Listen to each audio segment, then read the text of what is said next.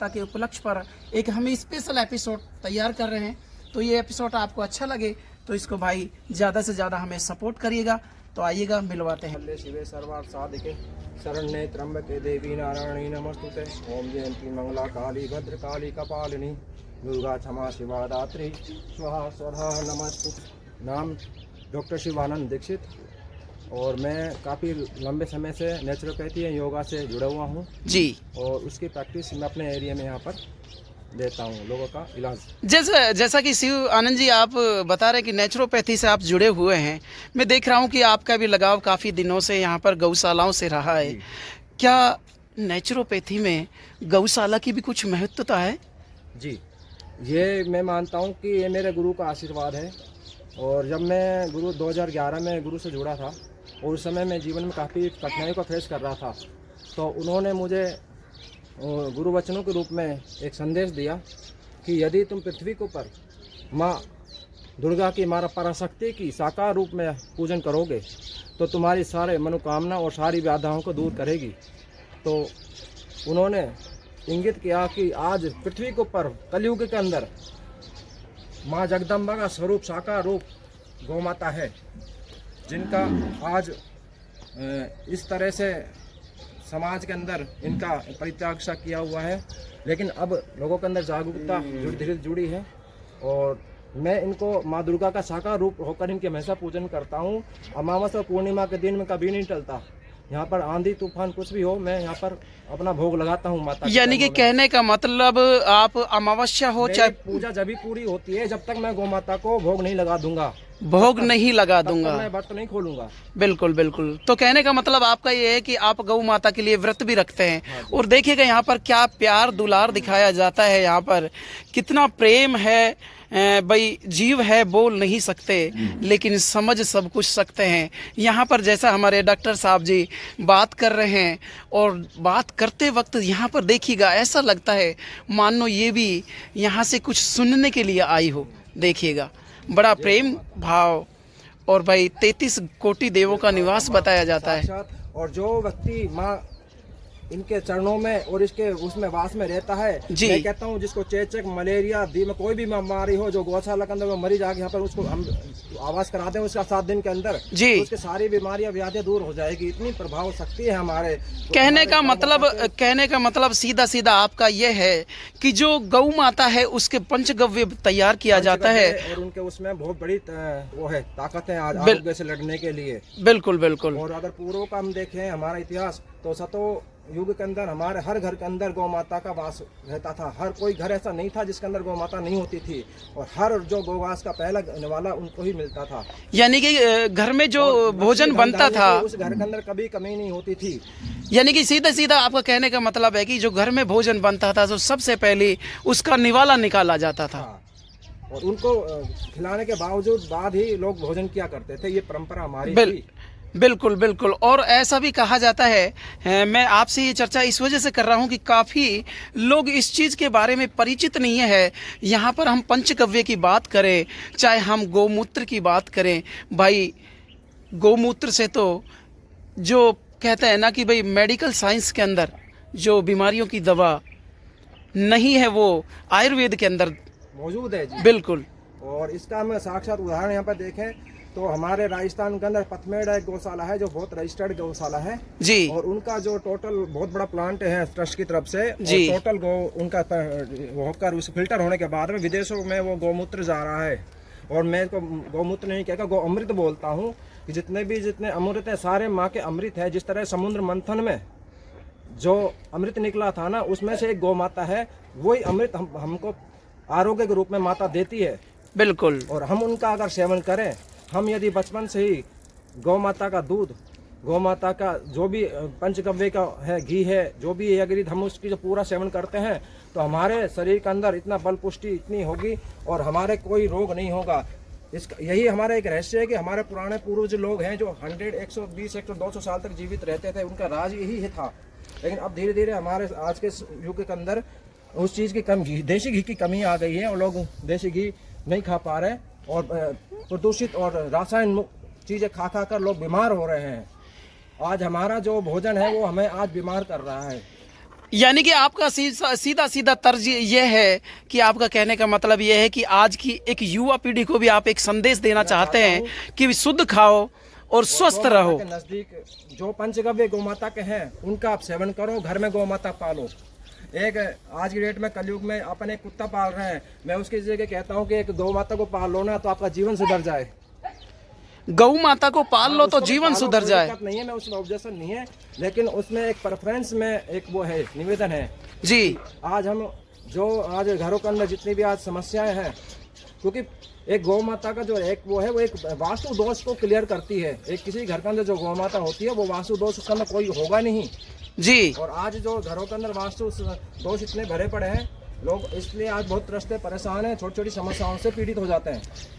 बिल्कुल बिल्कुल। और थोड़ी सी व्याधि आ जाए तो बहुत परेशानी है, क्योंकि उनका मोरल जो वो होना चाहिए वो नहीं है। और पहले के समय की अपन बात करें तो पहले के समय में ये भी देखा जाता था कि भाई जब महिलाएं खाना बनाती थी तो चूल्हे को सबसे पहले गाय के गोबर से लीपा जाता था और उसके बाद उस भोजन उसके अंदर भोजन बनता था और उस भोजन की शुद्धता आप देखो। एक तो गौ के सर अपने होते हैं उपले होते हैं, उससे आप एक रोटी बनाओ और या कोई पोचवी बनाओ जी, उसका स्वाद एक अलग होगा। और एक आप गैस के ऊपर बनाकर एक बनाओ रोटी, उसका दोनों में अंतर आता है।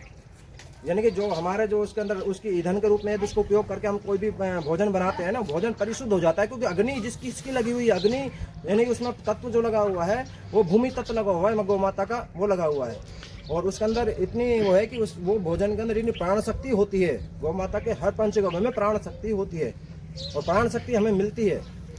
बिल्कुल सही कह रहे हैं आप ये कि भाई हमारे यहाँ के कुछ जो युवा पीढ़ी है वो इस चीज़ से वंचित है कि भाई गौ माता की व्याख्या नहीं जानती। बस ये उनको ये पता है कि भाई उन्होंने पढ़ लिया और पढ़ने के बाद ये देख लिया कि भाई गाय हमारी माता है और भाई इसका यानी कि दूध का सेवन करने से ये होता है, लेकिन उन्होंने कभी भी इस चीज़ का मंथन नहीं किया है। क्योंकि आज मंथन की मैं बात करूँ कि आज हमारे युवाओं को उस चीज़ की नॉलेज नहीं है, क्योंकि हमें उस चीज़ की नॉलेज नहीं दी गई है जी। जो हमारे आयुर्वेद की नॉलेज, हमारे योग विज्ञान की नॉलेज और हमारे जो जुड़े हुए गौ का रहस्य है जो हमारे शास्त्रों में सब चीज़ है जी, ये हमारे एक स्वास्थ्य के लिए विशेष की दृष्टि से मैं बता रहा हूँ इस चीज़ को जी जी। तो स्वास्थ्य की दृष्टि से हमारे पिछले उसके अंदर जो गौ माता का जो सारी चीज़ है वो इसलिए है कि उससे हम उसी एक गौ माता जो रहती है उसके अंदर उस घर के अंदर सारी हर चीज़ की आपको दूध की, दही की, छाछ की, हर तरह की सुविधा, कैल्शियम पूरा परिवार को मिलता है, पोषण पूरा मिलता है। बिल्कुल सही।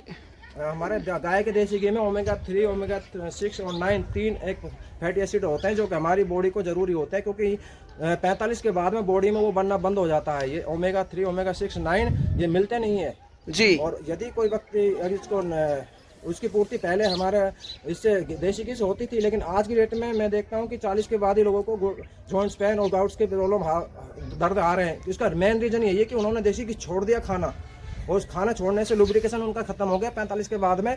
अब वो सूखापन जो आ गया, उनकी हड्डियों के अंदर जो गैप आ गया, वो गैप में अंदर चिकनाहट नहीं है, इसलिए वो रगड़ाहट करती है और वो दर्द करती है। यानी कि कहने का मतलब आपका सीधा सीधा ये है कि लोगों ने देसी घी खाना छोड़ दिया तो उनको 40 के बाद 40 या 45 के बाद घुटनों में दर्द आना स्वाभाविक है, क्योंकि बॉडी में 45 तक वो हार्मोन बनता है, उसके बाद नहीं बनता जी। बायोलॉजिकली वो उसकी ग्रंथियां नहीं काम करती, उसके बाद हमको बाहर से लेना पड़ता है। या तो जो लोग मांसाहार है वो मछली से प्राप्त करते हैं जी, और जो मांसाहार नहीं है, शाकाहार है, वो किसी से भी प्राप्त नहीं करते, क्योंकि वो उसके अलावा भी हमारे इसमें जैसे हमारे पास फ्लैक्स सीड बोलते हैं, अलसी का जो होता है ऑयल, वो उसको भी ले सकते हैं। उसके अलावा भी अपन के पास एक होता है अंडी होता है कस्टर्ड ऑयल, उसको भी अपन ले सकते हैं, वो भी उनकी पूर्ति करता है। लेकिन जब अपन इसके उसमें जाएंगे तो सब चीज़ किसी भी आयुर्वेद, आज हम सबसे बड़ी विडम्बना तो ये है हमारे देश का ना, आज हम आयुर्वेद को मजाक समझते हैं जी। कोई लोग अगर आपको सजेस्ट आयुर्वेद का करता है तो आप उसको कहते हो आयुर्वेद तो बहुत स्लो काम करता है। आपका एक साइकोलॉजी ऐसा बन गया है, लोगों ने आज नेचुरोपैथ जो एलोपैथिक डॉक्टर हैं उन्होंने आपके ऐसा माइंड सेट कर दिया है पीढ़ी दर पीढ़ी कि आपके बॉडी में इतना केमिकल भर दिया है खिला कर, ताकि अब आप नेचुरोपैथी पे जाते हो, जब कोई चीज़ को करते हो उसका रिजल्ट आता है 9 महीने। किसी भी जब आपने जो बीमारी आपकी 10 साल की है, 12 साल की है, वो बीमारी 12 दिन में तो ठीक होने वाली है ही नहीं जी, क्योंकि जितना आपने 12 साल में इकट्ठा किया है शरीर के अंदर। हमारा सिद्धांत डिटॉक्सिफाई पे काम करता है, बॉडी को क्लीनिंग करना, शुद्धिकरण करना। योग जी। विज्ञान में सबसे बड़ी चीज है किसी बीमारी को ठीक करने का, अपने शरीर का शुद्धिकरण करो, अपने इंद्रियों का शुद्धिकरण करो। अपने जो 10 इंद्रियां हैं आपके पास में, तो 5 ज्ञान इंद्रियां हैं, 5 आपकी कर्म इंद्रियां हैं। जी। तो भोजन पाचन तंत्र है वो हमारी कर्म इंद्रियों में आता है, श्वास लेना हमारी कर्म इंद्रियों में आता है। ये सारी 5 चीजें हैं जो कर्म इंद्रियों में आती है। तो 10 इंद्रियों से हमारा शरीर चल रहा है।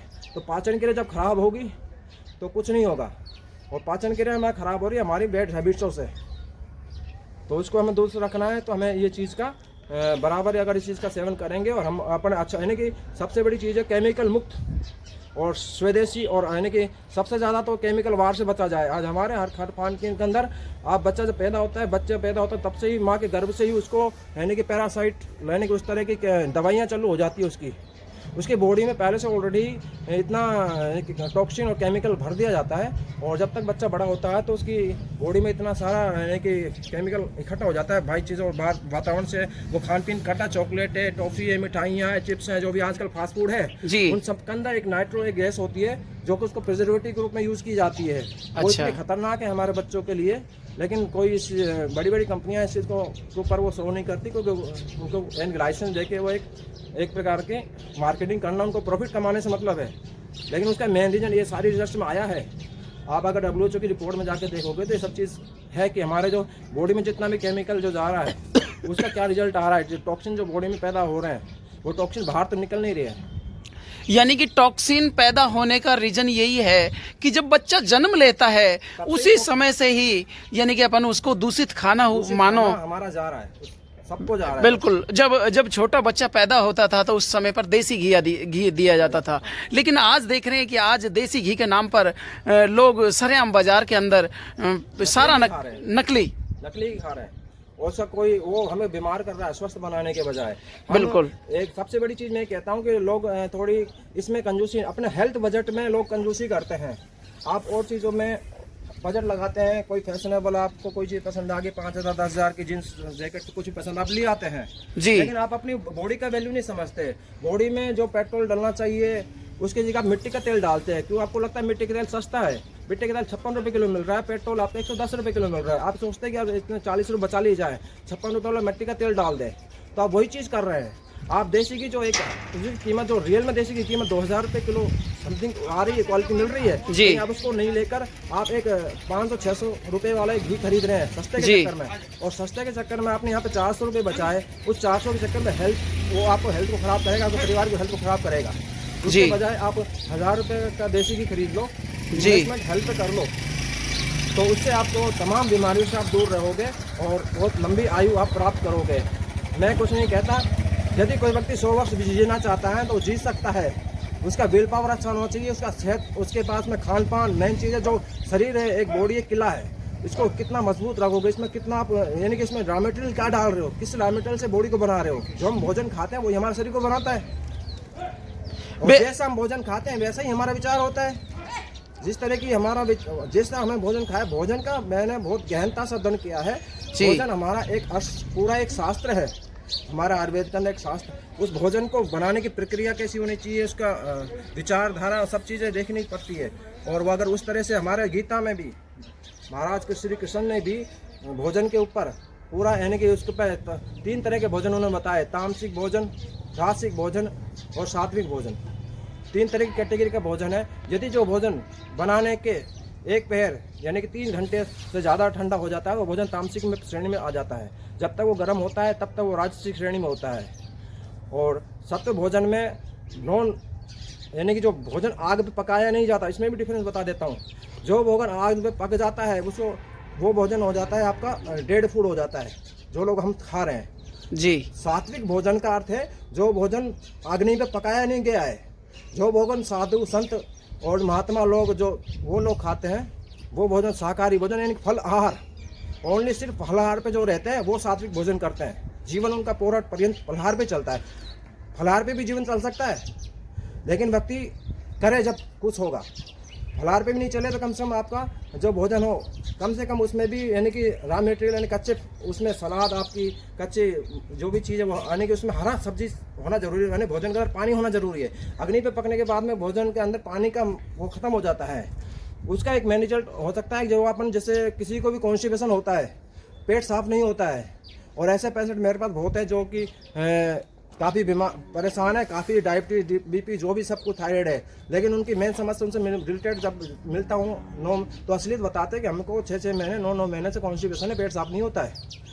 और मैं समझ जाता हूँ कि पेट साफ नहीं होने का मेन जड़ मैंने उसको पता है। यानी कि कहने का मतलब आपका साफ साफ ये है कि जो मेन जड़ है बीमारी की वो पेट साफ नहीं होना। हाँ, पेट यदि आपका साफ रहेगा और तो सब कुछ सही रहेगा। आज हमारा जो भोजन हम करते हैं, रात्रि में भोजन करते हैं हम, वो भोजन हम रात में भोजन जो करना होता है, सूर्य अस्त के बाद जो भोजन किया जाता है वो तामसिक भोजन में आता है। सूर्य के अस्त के बाद जो भोजन किया जाता है वो तामसिक भोजन में आता है। और आज हमारे जो लोग जितने भी आज वर्तमान में सब तामसिक भोजन को ग्रहण कर रहे हैं और रात में खाकर सो जाते हैं, कोई एक्टिविटीज नहीं करते। भोजन को पचाने के लिए सोलर एनर्जी की आवश्यकता होती है, और सोलर एनर्जी की उपस्थिति में ही भोजन पच सकता है। बिना आग को जलाए भोजन नहीं पक सकता। तो वही चीज़ हम जब खा लेने के बाद में सूर्य की रोशनी होगी तो भोजन हमारा पचेगा। 5 से 6 घंटे की इसकी प्रक्रिया होती है, तब वो भोजन पूर्ण पड़ता है। लेकिन हमारा भोजन पक ही नहीं पाता। रात में हम 9-10 बजे, कोई लोग 11 बजे 1:30 बजे रात में पार्टियाँ करते हैं, वो लोग भोजन करते हैं और खाकर वो सो जाते हैं। सुबह तक क्या 24 घंटे के बाद भी उनका पेट साफ नहीं हो सकता, क्योंकि वो गलत विधि से भोजन कर रहे हैं। और सुबह जल्दी उठ नहीं पाते, फिर उठते 9 बजे 10 बजे 12 बजे, तो उनका सब कुछ सिस्टम बिगड़ा हुआ है। तो लाइफस्टाइल बिगड़ी हुई, इसलिए वजह से उनको कॉन्स्टिपेशन है। यदि वो लोग रात के अंदर इस बीमारी को मिटाने के लिए सिर्फ ओनली रात का भोजन ओनली बंद कर दें, और दिन में सूर्य से पहले एक भोजन आप कर लो, एक नहीं 12 बजे से लेकर 3 बजे के बीच में एक भोजन करने के से आप बिल्कुल स्वस्थ रहोगे। रात का भोजन की आप छुट्टी कर दो, यानी कि एक वक्त का आप उपवास करोगे, और ये प्रक्रिया आपने 9 महीने यदि कर ली तो मैं कहता हूँ आपकी सारी बीमारियाँ कट जाएगी जी। बिल्कुल, जटिल से जटिल बीमारियां भी कट जाएंगी। यहाँ एक उपाय से कट जाएगी। यहाँ पर अभी अपन थोड़ी देर पहले बात कर रहे थे स्वदेशी की। यहाँ पर देसी चीज़ों को लोग छोड़ रहे हैं, देसी खान पान को लोग छोड़ रहे हैं, और यहाँ पर देखा जा रहा है कि वेस्टर्न कल्चर पर ज़्यादा लोग जा रहे हैं। चाहे हम कल्चर की बात करें, चाहे खान पान की बात करें, यार यहाँ पर आप कहीं भी बाज़ार में चले जाइए, चाहे दिल्ली बाज़ार के अंदर चले जाइए, चाहे अपने किसी भी क्षेत्र में आप चले जाइए, भारत के किसी भी कोने में चले जाइए, आपको पिज़्ज़ा बर्गर ज़रूर नज़र आएगी। लेकिन उन पिज़्ज़ा बर्गरों का कितना खास नुकसान होता है इस बॉडी को, इसके बारे में भी हम डॉक्टर साहब से जानना चाहेंगे। आप देख सकते हैं यहाँ पर देसी गायों का हुजूम उमड़ रहा है, और यहाँ पर मेरी इनसे मुलाकात हुई। इस गौशाला के अंदर मैं आया हुआ था, और तमाम जानकारियाँ मैं आपको इस वीडियो के माध्यम से पहुँचाना चाह रहा हूँ, एक हर इंसान तक पहुंचाना चाह रहा हूं, कि ताकि इस वीडियो को देख के भी आप समझ सके कि गौ माता की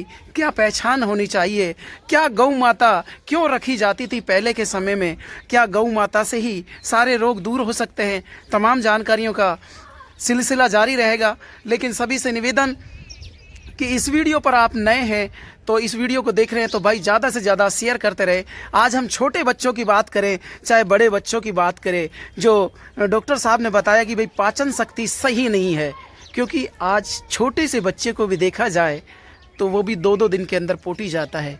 कारण क्या है ये? इसी चीज़ का तमाम जानकारी आपको देता रहूँगा। सर और क्या कहना चाहेंगे?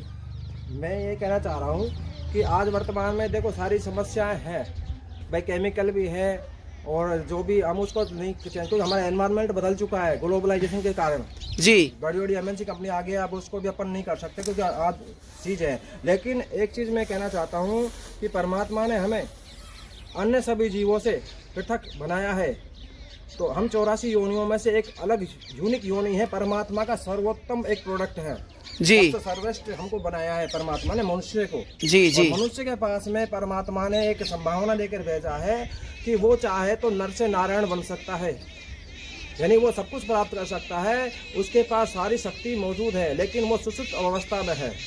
अभी लोगों को योग का पूरा ज्ञान अवेलेबल नहीं है। मैं कहता हूँ आज देश में योग का ज्ञान होना बहुत ज़रूरी है। आज छोटे बच्चों जो आज LKG UKG से लेके मैं कहता हूँ एक अनिवार्य सब्जेक्ट के रूप में योग को पढ़ाना चाहिए हमारे बच्चों को, ताकि वो लोग हमारे योग को समझ सके, इस बॉडी को समझ सके। योग विज्ञान का सीधा सा अर्थ हमारी इस बॉडी को समझना है। लोगों को अभी यही नहीं पता कि ये जो शरीर दिखता है वो सिर्फ एक शरीर के साथ हम 5 शरीर धारण किए हुए हैं। पंच तत्व का शरीर है, तत्वों का शरीर हमारा बना हुआ है, और 5 तत्वों से शरीर चल रहा है हमारा। और परमात्मा ने हमें एक शरीर नहीं दिया, हमें 5 शरीर दिए हैं, हमको पंचकोशी करके बनाया है। तो हमारा सबसे बड़ा जो स्थूल शरीर है, जो दिखता है आंखों से, इंद्रियों से दिखता है, जो वो बना हुआ है पृथ्वी तत्व से और जल तत्व से। हमारे शरीर का जितना भी जो भाग है, जो भार है हमारा, वो पृथ्वी तत्व और जल तत्व का भार है। वो 70% से भी ज़्यादा, 90% जो भी है, वो सारा भार हमारा उसी का ही है। उसके बाद दूसरा शरीर हमारे पास में आता है, उसको बोलते हैं प्राण शरीर, जिससे हमारा वो बना होता है वायु और अग्नि से। जो प्राण शक्ति हम इनहेल करते हैं, अपने श्वास के द्वारा रहते हैं, तो प्राण शक्ति, जिसको अपन साइंस में ऑक्सीजन बोलते हैं, हम उसको प्राण शक्ति बोलते हैं, जो सूर्य की उपस्थिति में ही डेवलप होती है और वो हम इसको ग्रहण करते हैं, यानी कि लाइफ फोर्स, जिससे हमारा जीवन चल रहा है। और सूर्य को हम कम ना आके, सूर्य एक, यानी सूर्य परमात्मा, माने जो आत्मा की शक्ति है, सूर्य के द्वारा ही संचालित हो रही है। तो हमारे सूर्य के साथ डायरेक्ट रिलेटेड हम फर्स्ट बॉडी है सूर्य, यानी जितने भी जीव जंतु हैं सब सूर्य के द्वारा ही, चराचर जगत में जो हलचल है वो सूर्य के बिना नहीं हो सकती। तो सूर्य ही हमारी उस इंद्रियों को चला रहा है, 5 इंद्रियां, 5 कर्म इंद्रियां सूर्य से चल रही है।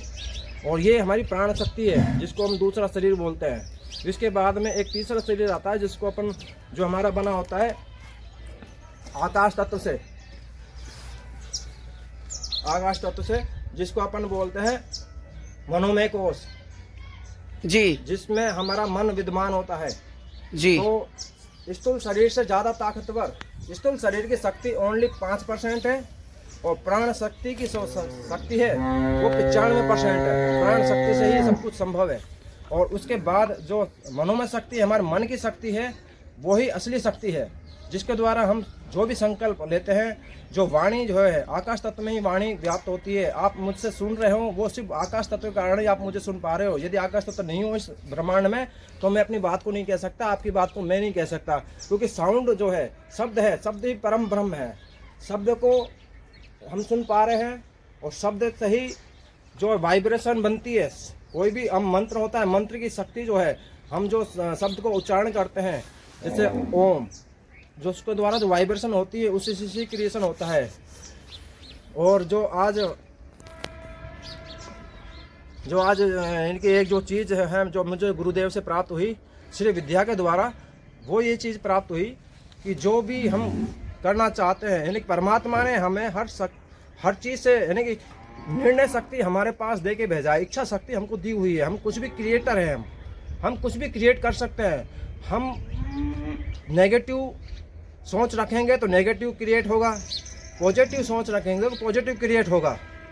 यदि हमको स्वास्थ्य को प्राप्त करना है, सकारात्मक, यानी कि नेगेटिव का अर्थ है कि अंधकार, और पॉजिटिव का अर्थ है उजाला, प्रकाश। परमात्मा जो भी दैविक शक्ति है, वो सब प्रकाश है, प्रकाश पुंज है। जिस तरह सूर्य पुंज है, सूर्य जब होता है तो पूरा अंधकार मिट जाता है, उदय होता है, दिन रात जो बन रहा है हमारा, जो इसी प्रकाश के द्वारा बन रहा है। तो दिन और रात इस पृथ्वी पर देखा जाए तो जहाँ पर छाया है वो रात दिख रही है, जहाँ पर सूर्य के प्रकाश वो दिन दिख रहा है। लेकिन जो दिन रात दोनों मिलाकर जो बन रहा है, उसमें यानी कि सूर्य कभी छिपता नहीं है। सूर्य तो अपनी जगह स्थिर है। ये हमारी गलत फहमी कि सूर्य छिपता है, सूर्य कभी नहीं छिपता। पृथ्वी उसके चारों ओर चक्कर लगा रही है। तो हम किसका चक्कर लगा रहे हैं? हम परमात्मा के चक्कर लगा रहे हैं। तो जो सूर्य को मैं ज्योतिर्परम लिंग बोलता हूँ, यानी कि जो ज्योतिर्लिंग है भगवान शिव का, वो साक्षात हमारे सूर्य से उनका दर्शन कर सकते हो, जो कभी अखंड ज्योति है। जो अपन माँ दुर्गा की भी ज्योति की बात करते हैं, अखंड ज्योति क्या है? अखंड ज्योति हमारी सूर्य है। और जो सूर्य के निकट रहेगा, सूर्य के साथ और जो टोटल इस पृथ्वी का जो पूरा सूर्य काल है, तो पृथ्वी का निर्माण भी सूर्य से ही हुआ है। और टोटल इस ब्रह्मांड का जो शक्ति का जो पुंज है वो सूर्य ही है। चारों जो जितने भी जो ग्रह नक्षत्र हैं, सारे सूर्य के चारों ओर चक्कर लगा रहे हैं। तो यदि इस ब्रह्मांड का अगर न्यूक्लियर सेंटर पॉइंट माने तो वो सूर्य है।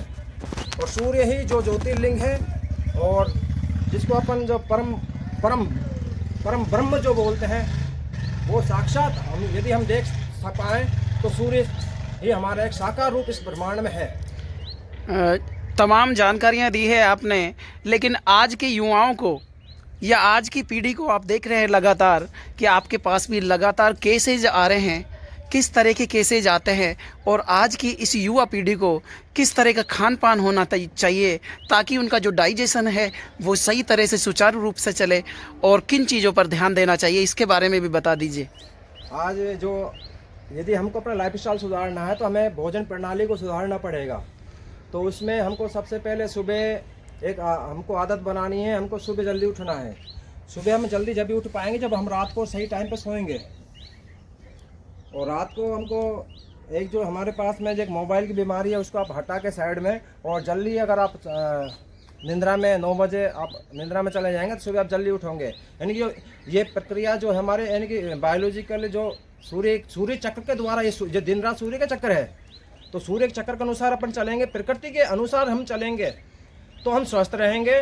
प्रकृति के विरुद्ध चलेंगे, जैसे सूर्य उग गया 6 बज गए, सूर्य उग गया, अपन अभी भी सोए हुए हैं तो हम बीमार रहेंगे। तो हमको सूर्य जब से पहले उठना है। सुबह उठकर आप सबसे पहला गुनगुना जल का प्रयोग करना है आपको, और रोजाना अपना स्टार्ट करना है, प्रक्रिया बनानी है आपको। 2 गिलास कम से कम और 4 गिलास 5 गिलास तक आप जल सुबह सुबह बैठकर आपको ग्रहण करना है धीरे धीरे। और तांबे के लोटे में ये जल हो, रात भर उसमें रखो, चाहे उसमें शुद्ध रहेगा, और उसी जल को आप सुबह सेवन करो। और उसके बाद में अब आती है भोजन की बात। भोजन में क्या कुछ खाया जाए ताकि स्वस्थ रहा जा सके? भोजन में आप जो है सबसे बड़ी चीज़ निवृत्त होने के बाद में यानी सुबह के वक्त में आपको भोजन पका हुआ नहीं खाना, आपको कच्चा भोजन खाना है। इसमें चाहे आप कोई सब्जियां ऐड करो, गाजर है, मूली है, या कोई फल ऐड करो, इस तरह की चीज़ ली जाए। या फिर कभी अपन तरल भी ले सकते हैं, जैसे कि छाछ है, सुबह के वक्त में अपना छाछ भी अपन ले सकते हैं तरल के रूप में, वो भी आपको फ़ायदा करेगी। और इस तरह सलाद वगैरह फल वगैरह ले सकते हैं। यानी पका हुआ भोजन जो हमने शुरू में जो स्टार्टिंग में हम जो सबसे बड़ी समस्या क्या आती है, हम सुबह उठते ही अपन ब्रेड टी या कुछ भी उसके साथ चाय के साथ कुछ लेते हैं, और वो यानी पका हुआ डेड फूड है। वो बाज़ार का भोजन तो आप बंद करो और घर में ही बनाया हुआ कुछ भी बनाओ नाश्ते में। और कुछ भी प्राउट्स वगैरह हैं आजकल अंकुरित जो है, आप सुबह सुबह उसका भी आप बना सकते हो।